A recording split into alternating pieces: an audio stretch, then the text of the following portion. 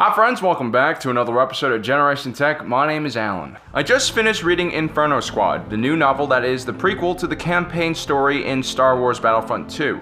And it was pretty awesome. As a matter of fact, we learn a lot about the background of Iden Versio, the main character that you'll be controlling in the single-player game. In the next few days, we'll be releasing a short video every day that will cover the backstory of Star Wars Battlefront 2, so keep tuned in for that. And please keep in mind there will be minor spoilers from the novel in this video. Star Wars Battlefront Twilight Company showed us what it was like to be a rebel soldier on the ground at the Battle of Hoth and during the rebel mid-rim retreat. The events in the book ran parallel to the main original trilogy, but gave us a different perspective.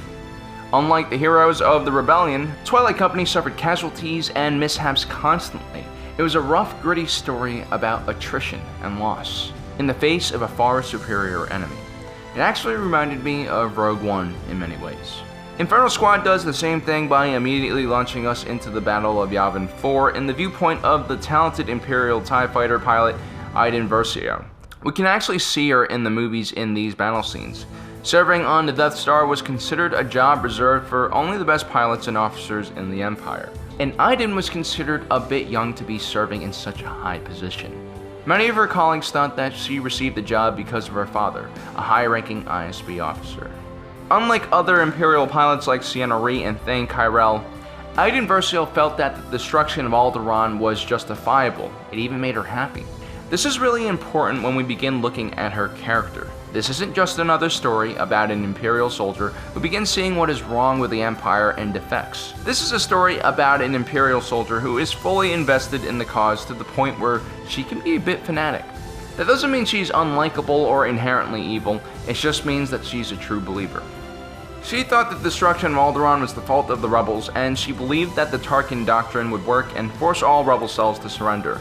And when the rebellion finally ended, the Empire could finally help those planets become stable and productive again. And from her account, most Imperials on the Death Star saw a boost in morale after the first test of the superweapon on Jedha City, which was being called the mining accident in order to keep the superweapon secret. Iden and her fellow Imperials did not take the rebel assault on the Death Star seriously. After all, there were only 30 snub fighters. Iden was extremely excited for the battle. After the destruction of Alderaan, this seemed like the coup de grace, the final blow that would destroy the rebellion.